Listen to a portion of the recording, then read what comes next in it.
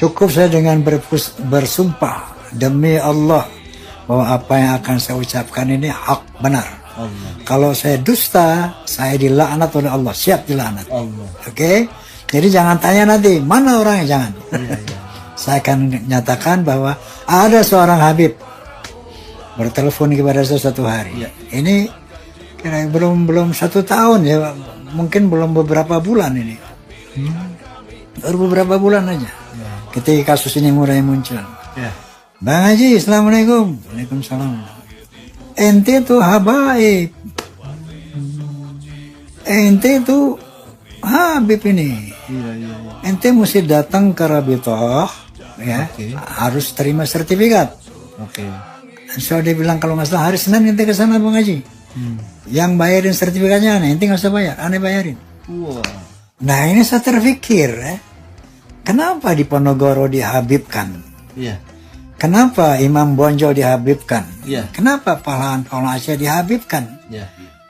Itu dalam rangka mau mengklaim bahwa Indonesia dimerdekakan oleh para habaib. Ternyata saya pun mau dibaalwikan. Warganya apa? Enggak, dia nggak bilang warga apa. Tapi dia bilang Anda tuh Habib.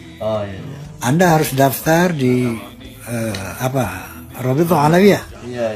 Masya Allah, saya berpikir, oh ternyata benar.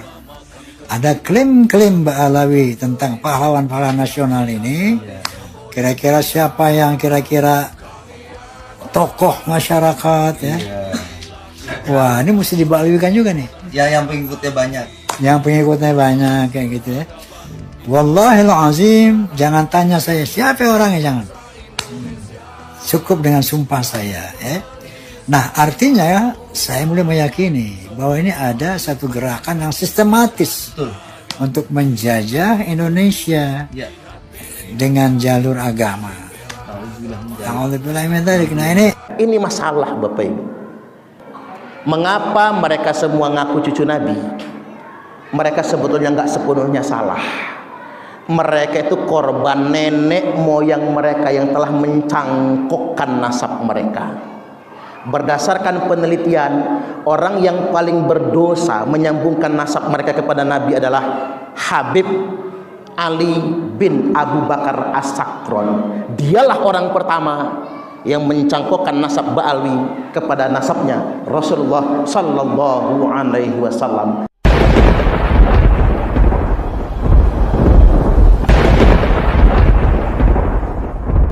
Saya ingin sampaikan begini Bapak Ibu, ngaku cucu Nabi itu haram kalau nggak bisa menunjukkan bukti. Loh kok haram? Dosanya gede banget. Ngaku-ngaku cucu Nabiullah Muhammad SAW itu Bapak Ibu, itu dosanya menghina Rasulullah Sallallahu Alaihi Wasallam. Nggak boleh. Makanya jenengan ini sebagai umat Nabi, kalau diomongin orang, ngapa ngurus-ngurusin nasab orang? Jawab, Pak, kami umat Nabi, maka kami wajib mempertanyakan kalau ada yang ngaku cucu Nabi, karena haram hukum asalnya kalau nggak punya bukti. Kalau kata Al-Hafiz Ibnu Hajar Al-Haytami begini, ulama besar kita, ulama Ahlussunnah wal Jamaah, yambaghi li kulli ahadin ayyakuna lahu ghiratun fi hadan nasabi syarif. Hendaklah niscaya bagi setiap orang itu cemburu dengan nasab mulia keturunan Rasulullah Sallallahu Alaihi Wasallam, wa dhabatuhu hatta la yantasibu ilaihi Sallallahu Alaihi Wasallam ahadun illa bihaqqin. Hendaklah dia meneliti kalau ada yang ngaku-ngaku cucu Nabi, teliti sampai tidak ada seorang pun lagi yang berani ngaku cucu Nabi kalau dia tidak bisa menunjukkan bukti. Mengapa dosanya gede ngaku-ngaku cucu Nabi, Pak? Saya tampilkan 2 hadis. Dosa pertama, telah berbohong mengatasnamakan Nabi. Man kadzaba alayya muta'ammidan faqad kafar. Barang siapa yang berbohong secara sengaja, yang kebohongan itu disandarkan kepada saya, kata Nabi, kafir dia. Fal yatabawwa maq'adahu minan nar, monggo kersane ngapling sendiri tempat tinggalnya di dalam neraka. Dosa pertama. Dosa yang kedua Bapak Ibu, manidda'a qauman laisa lahu fihi nasabun falyatabawwa maq'adahu minan nar. Barang siapa yang ngaku-ngaku dia anaknya dari kaum tertentu, padahal dia bukan, laisa lahu fihi nasabun, padahal dia bukan bagian dari nasab itu, falyatabawwa maq'adahu minan nar, silahkan dia ngapling sendiri tempat tinggal yang sudah disediakan untuknya di dalam neraka. Makanya kalau jenengan nonton di YouTube di mana-mana ada geger masalah nasab ini, percayalah, apa yang diteliti oleh Kiai Haji Imaduddin Utsman Al-Bantani itu sudah benar. Berdasarkan kitab nasab, berdasarkan kitab sejarah, sama sekali yang ngaku-ngaku putrinya Kanjeng Nabi di Indonesia ini, ternyata mereka terkonfirmasi bukan cucu Nabi. Berdasarkan ilmiahnya, apalagi dikunci dengan tes DNA. Hasil tes DNA, mereka semua yang ngaku-ngaku cucu Nabi itu haplogrupnya G, bukan J1. Kalau G, mereka adalah suku Eropa Kaukasia, Yahudi Askenazi, Yahudi Hadari, yang hijrah ke Yaman dan masuk Islam ketika Islam itu datang. Artinya memang secara ilmiah bukan lagi cucu Nabi. Jadi kalau ada sekali lagi yang ngaku-ngaku cucunya Kanjeng Nabi kita, ingatkan dia, mana buktinya? Karena kalau tidak, dosanya sangat besar sekali. Saya bukan ahli nasab, tapi saya menghargai penelitian Kiai Imad. Selama belum ada yang mengkantar secara ilmiah pula, maka Kiai Imad benar. Yang selanjutnya, tumma fitnatu sarra, lalu muncullah fitnah sarra. Apa itu fitnah sarra? Fitnah di zaman kemerdekaan, saat umatku sedang menikmati alam kemerdekaan, setelah mereka sukses mengusir penjajah, maka muncul fitnah sarra. Dakhanuha min tahti qodama rajulin min ahli baiti. Hati-hati, sabda Kanjeng Nabi, fitnah sarra itu akan keluar dari bawah dua telapak kaki laki-laki yang ngaku anak cucuku. Halo, halo, ada nggak zaman sekarang orang yang ngaku-ngaku anak cucu Nabi? Banyak. Hati-hati Bapak Ibu. Ini kalau bukan sabda Kanjeng Nabi nggak saya sebut, enggak. Ini karena sabda Kanjeng Nabi ini. Fitnah itu akan keluar dari bawah telapak kaki laki-laki yang ngaku-ngaku ahlul bait. Bahkan jelas betul kalimatnya Pak, yaz'umu annahu minni walaysa minni. Dia ngaku-ngaku ahlul baitku, walaysa minni, padahal dia bukan anak cucuku. Tuh, makanya kalau orang sudah ngaku-ngaku, apalagi ngomong begini, dalam darah aneh nih mengalir darah Rasulullah, alamat palsu itu. Karena cucu Nabi nggak mungkin begini, nggak mungkin, nggak pas. Masa cucu Nabi nggak kayak akhlak Nabi? Kalau ada yang mengatakan begitu, katakan dia palsu. Yaz'umu annahu minni walaysa minni. Dia ngaku-ngaku keturunanku, padahal dia bukan anak keturunanku. Wa innama awliyaiyal muttaqun, karena semata-mata yang pantas ngaku wali-waliku, keluargaku, kata Nabi, hanyalah orang-orang yang bertakwa. Jadi kalau ada yang ngaku keturunan Nabi malah flexing. Tahu flexing nggak Bu? Ngaku keturunan Nabi malah pamer gawenya, pamer rumah mewah, pamer mobil mahal, pamer kalau dia kaya. Apa kata dia? Biar yang benci saya tambah kepanasan. Dia pikir dengan pamer kemewahan itu orang yang benci sama dia makin kepanasan. Bukan begitu. Karena dia sedang ngaku cucu Nabi. Sakit semua hati umat Nabi ini. Kok ada cucu Nabi kayak gitu kelakuannya? Ya pamer aja kan udah nggak bagus ya Pak ya. Jangan pamer kekayaan di tengah-tengah orang miskin, menyakitkan. Jangan pamer perut kenyang di dekat orang yang sedang lapar. Jangan pamer nikmatnya sehat di dekat orang yang lagi sakit. Bahkan jangan pamer kemesraan di dekat orang yang jomblo. Ya bayar. Karena itu menyakitkan Bapak Ibu. Kata Imam Ali, memamerkan perutmu kenyang di dekat orang lapar itu maksiat. Ini Imam Ali, Ahlul Bait Nabi, Pak. Ahlul Bait Nabi mengatakan memamerkan kekayaan di tengah orang miskin itu adalah kemaksiatan. Memamerkan kesehatan, anak banget makan sop kambing, sate kambing dekat orang yang sedang stroke, Pak. Itu menyakitkan dan itu termasuk maksiat. Enggak boleh itu, enggak boleh. Apatah lagi diperoleh dengan cara yang tidak halal. Tidak boleh yang sedemikian rupa. Ahlul Bait Nabi tidak akan flexing, tidak akan memamerkan kemewahan, tapi justru Ahlul Bait Nabi pasti peduli dengan umat. Nah, makanya malam ini kita ambil dari sebuah kisah. Kisahnya begini. Suatu hari Hasan dan Husain radhiyallahu anhuma, putune Kanjeng Nabi, Pak. Kita sering baca riwayat kan, Nabi lagi sholat, leher Nabi dijadiin kuda-kudaan. Makanya Nabi sujudnya lama nganti kesuwen. Makmum nanya, ya Rasul, tadi ngapa kok sujudnya kesuwen? Kata Nabi, si Hasan sama si Husain dudukin leher saya dijadiin kuda-kudaan. Nabi lama membiarkannya karena ngapa? Takut nanti dipaksa berdiri jatuh si cucung. Sayang sama cucung, Bapak Ibu. Itu pendidikan dari Nabi, contoh dari Nabi. Nah, Hasan Husain ini sakit. Makin hari kok sakitnya tambah parah. Maka Ali ngomong sama Fatimah, "Dek, kalau bahasa kitanya, kita nadar sajalah biar Hasan Husain cepat sembuh." Nah, itulah mengapa secara hukum fikih nadar itu hukumnya mubah. Tapi ingat, membayar nadar itu wajib. Jangan sampai kita ini nadar gampang, Pak, tapi bayarnya lupa. Ya Allah, kalau anak saya diangkat menjadi pegawai P3K, nadar beleh sapi. Udah diangkat, dapat SK, lupa. 10 tahun kemudian baru ingat. Itu pun karena sudah sakit kanker. Berobatlah sama Pak Yai, namanya Pak Suparman. Baru saya ingatkan, ibu punya nadar nggak? Oh iya, 10 tahun yang lalu nadar kalau anak terima P3 kan nyembelih sapi. Kadang-kadang kita ini harus ditegur dulu baru bayar nadar.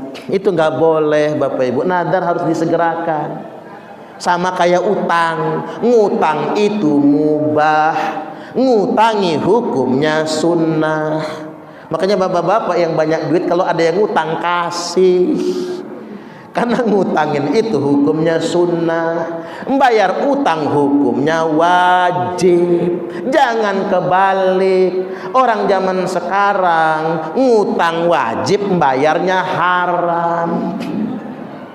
Orang sana banyak, kalau di sini jangan-jangan pusatnya ketimbang ditagih lebih galak daripada yang ngutangin.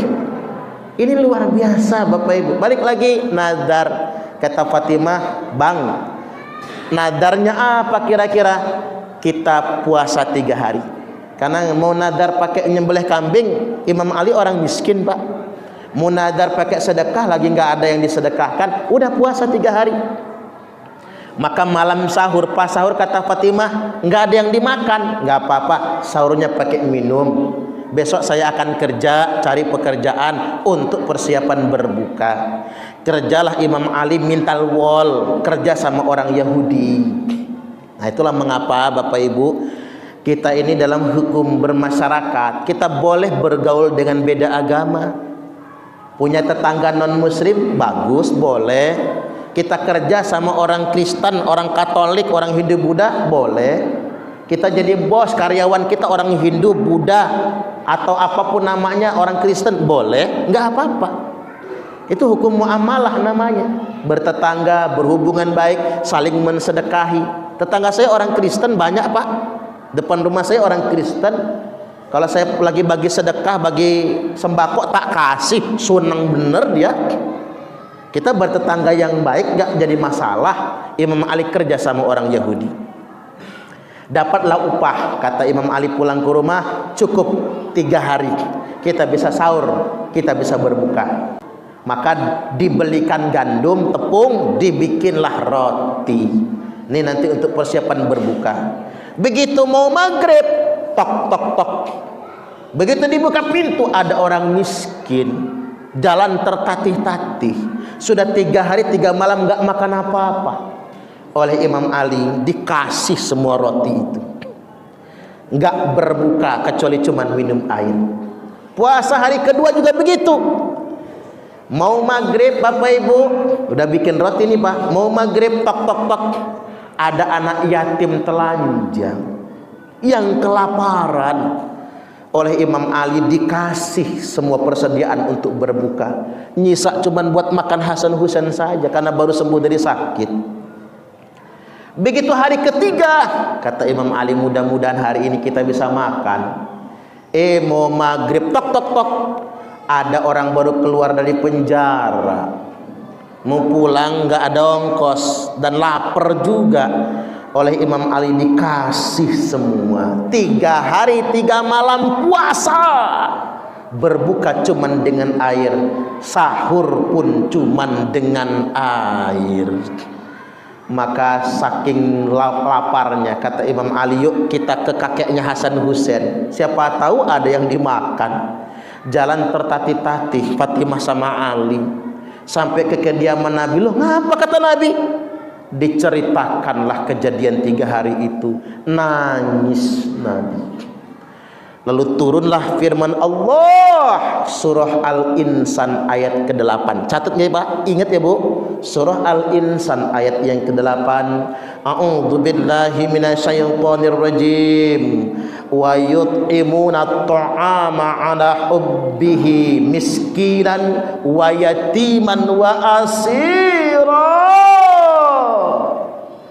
Mereka memberikan makanan yang sangat mereka cintai, karena itulah adanya miskinan, untuk ngasih makan orang miskin yang kelaparan itu, wa yatiman, untuk memberi anak yatim yang telanjang dan kelaparan itu, wa asira, dan untuk orang yang baru saja keluar dari tahanan. Al-Quran langsung yang merespon, itulah ahlul bait Nabi. Enggak pernah flexing pamer kemewahan, apalagi dawir. Ngertiin dawir Pak? Dawir ini ku keliling-keliling minta duit ke umat Nabi. Gua cucuk Nabi, minta duit sekian, kalau enggak lu kasih, lu kualat. Kadang-kadang ngutang duit sama kita, ngutang duit, begitu kita tagih jawabnya apa? Nanti utangnya kakek aneh yang bayar di akhirat. Enak aja cangkemnya ngomong, kakek aneh yang bayar. Ahlul bait Nabi kalau berhutang langsung bayar Bapak Ibu, kalau sudah mampu bayar, nadar langsung bayar. Enggak pernah kemudian menjadikan kata cucung Nabi sebagai privilege, enggak pernah. Ini kan zaman privilege Pak. Jangan sementang anak presiden geh, jangan sementang jadi anak gubernur geh, jangan sementang jadi anak wali kota geh, jangan sementang jadi anak kiai geh, jangan sementang ngaku cucung Nabi geh. Ini masalah Bapak Ibu. Jadi saya ingin sampaikan dikit lagi ya Pak, dikit lagi, tanggung 5 menit lagi nggih. Saya ingin sampaikan begini Bapak Ibu, ngaku cucu Nabi itu haram kalau nggak bisa menunjukkan bukti. Loh kok haram? Dosanya gede banget. Ngaku-ngaku cucu Nabiullah Muhammad SAW itu Bapak Ibu, itu dosanya menghina Rasulullah Sallallahu Alaihi Wasallam. Nggak boleh. Makanya jenengan ini sebagai umat Nabi, kalau diomongin orang, ngapa ngurus-ngurusin nasab orang? Jawab Pak, kami umat Nabi, maka kami wajib mempertanyakan kalau ada yang ngaku cucu Nabi, karena haram hukum asalnya kalau nggak punya bukti. Kalau kata Al-Hafiz Ibnu Hajar Al-Haytami begini, ulama besar kita, ulama Ahlussunnah wal Jamaah, yambaghi li kulli ahadin ayyakuna lahu ghiratun fi hadan nasabi syarif. Hendaklah niscaya bagi setiap orang itu cemburu dengan nasab mulia keturunan Rasulullah Sallallahu Alaihi Wasallam, wa dhabatuhu hatta la yantasibu ilaihi Sallallahu Alaihi Wasallam ahadun illa bihaqqin. Hendaklah dia meneliti, kalau ada yang ngaku-ngaku cucu Nabi, teliti. sampai tidak ada seorang pun lagi yang berani ngaku cucu Nabi kalau dia tidak bisa menunjukkan bukti. Mengapa dosanya gede ngaku-ngaku cucu Nabi, Pak? Saya tampilkan 2 hadis. Dosa pertama, telah berbohong mengatasnamakan Nabi. Man kadzaba alayya muta'ammidan faqad kafar. Barang siapa yang berbohong secara sengaja, yang kebohongan itu disandarkan kepada saya, kata Nabi, kafir dia. Fal yatabawwa maq'adahu minan nar, monggo kersane ngapling sendiri tempat tinggalnya di dalam neraka. Dosa pertama. Dosa yang kedua, Bapak Ibu, telah merendahkan nasab suci Rasulullah sallallahu alaihi wasallam. Makanya manidda'a qauman laisa lahu fihi nasabun fal yatabawwa maq'adahu minan nar. Barang siapa yang ngaku-ngaku dia anaknya dari kaum tertentu, padahal dia bukan, laisa lahu fihi nasabun, padahal dia bukan bagian dari nasab itu, fal yatabawwa maq'adahu minan nar, silahkan dia ngapling sendiri tempat tinggal yang sudah disediakan untuknya di dalam neraka. Jadi enggak boleh, umpami saya, Pak, ngaku Suparman Soekarno Putra, umpami nih, Pak, itu dosa saya. Karena bapak saya bukan Soekarno, Abdul Karim itu nama bapak saya, bukan Soekarno. Kalau saya ngaku-ngaku sekarang tapi enak, Pak, paling dijitak sama Megawati saya. Apa lo man ngaku-ngaku kan gitu ya. Cuman akan jadi soal, Pak, ketika orang mengakunya 5 abad kemudian. Makanya kalau jenengan nonton di YouTube di mana-mana ada geger masalah nasab ini, percayalah, apa yang diteliti oleh Kiai Haji Imaduddin Utsman Al-Bantani itu sudah benar. Berdasarkan kitab nasab, berdasarkan kitab sejarah, sama sekali yang ngaku-ngaku putrinya Kanjeng Nabi di Indonesia ini, ternyata mereka terkonfirmasi bukan cucu Nabi. Berdasarkan ilmiahnya, apalagi dikunci dengan tes DNA. Hasil tes DNA, mereka semua yang ngaku-ngaku cucu Nabi itu haplogrupnya G, bukan J1. Kalau G, mereka adalah suku Eropa Kaukasia, Yahudi Askenazi, Yahudi Hadari, yang hijrah ke Yaman dan masuk Islam ketika Islam itu datang. Artinya memang secara ilmiah bukan lagi cucu Nabi. Jadi kalau ada sekali lagi yang ngaku-ngaku cucunya Kanjeng Nabi, kita ingatkan dia, mana buktinya? Karena kalau tidak, dosanya sangat besar sekali. Terakhir, adapun beliau-beliau yang ada sekarang ini, saya menganggapnya mereka korban, Pak. Mengapa mereka semua ngaku cucu Nabi? Mereka sebetulnya nggak sepenuhnya salah. Mereka itu korban nenek moyang mereka yang telah mencangkokkan nasab mereka. Berdasarkan penelitian, orang yang paling berdosa menyambungkan nasab mereka kepada Nabi adalah Habib Ali bin Abu Bakar As-Sakron. Dialah orang pertama yang mencangkokkan nasab Ba'alwi kepada nasabnya Rasulullah sallallahu alaihi wasallam. Makanya saya menganggap anak keturunannya hanya tertipu saja, korban dari penipuan orang-orang di zaman dahulu kala. Baik, kami adalah laskar sabilillah, pecinta wali songo dan para anbiya, pewaris peradaban Islam di Nusantara hingga berkibar bangsa ini.